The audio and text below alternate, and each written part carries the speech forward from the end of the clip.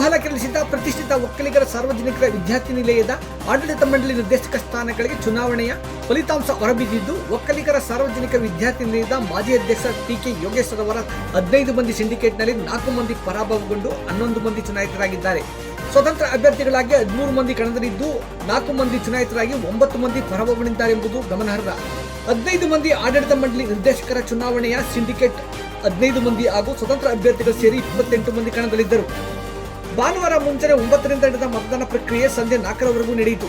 ಈ ಸಂದರ್ಭದಲ್ಲಿ ಮುಂಜಾನೆ 10ರಲ್ಲಿ ಆಗಮಿಸಿದ್ದ BMICPA ರಾಜ್ಯಾಧ್ಯಕ್ಷ ರಘುನಂದನ್ ರಾಮಣ್ಣ ತಮ್ಮ ಮತವನ್ನು ಹಾಕುವುದರ ಮುಖಾಂತರ ತಮ್ಮ ಹಕ್ಕನ್ನು ಚಲಾಯಿಸಿದರು. ಮಧ್ಯಾಹ್ನ 3ರಲ್ಲಿ ಆಗಮಿಸಿದ ವಿಧಾನ ಪರಿಷತ್ ಸದಸ್ಯ ಪುಟ್ಟಣ್ಣ ಮತ ಚಲಾಯಿಸಿದ ನಂತರ ಜಿಲ್ಲೆಯ ಜನರ ನಾಡಿಮಿಡಿದ ಸಂಗ್ರಾಮ ಟಿವಿ ಜೊತೆ ಮಾತನಾಡಿದರು. ಮತ ಎಣಿಕೆ ಕಾರ್ಯ ಸಂಜೆ 6ರಿಂದ ಪ್ರಾರಂಭವಾದರೂ ಒಂದೇ ಟೇಬಲ್ನಲ್ಲಿ ಮತ ಎಣಿಕೆ ನಡೆಯುತ್ತಿರುವುದರಿಂದ ಮತ ಎಣಿಕೆ ಕಾರ್ಯ ಆಮೆಗತಿಯಾಯಿತು. ನಂತರ ಹೆಚ್ಚುವರಿ ಟೇಬಲ್ಗಳನ್ನು ಹಾಕಿ ಮತ ಎಣಿಕೆ ಕಾರ್ಯ ನಡೆಯಿತು.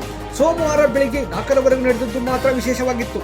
ಮಾಜಿ ಅಧ್ಯಕ್ಷ ಟಿ.ಕೆ. ಯೋಗೇಶ್ ರವರ ಸಿಂಡಿಕೇಟ್ನಲ್ಲಿ ಟಿ.ಕೆ. ಯೋಗೇಶ್, ಅನಂತಮೂರ್ತಿ, ಚಂದ್ರಯ್ಯ, ನಾರಾಯಣಗೌಡ, ಬಸವರಾಜು, ಮಾಲಿನಿ, ರಂಗಸ್ವಾಮಿ, ಮೆಹರಿಸ್, ವೆಂಕಟರಾಮೇಗೌಡ, ಸಂಭುಗೌಡ, ಹನುಮಂತಯ್ಯ ಚುನಾಯಿತರಾದರು. ಸ್ವತಂತ್ರ ಅಭ್ಯರ್ಥಿಗಳಾಗಿ ಪತ್ರಕರ್ತರ ಸಂಘದ ಅಭಿಲಾಷ್ ಟಿ.ಎಸ್.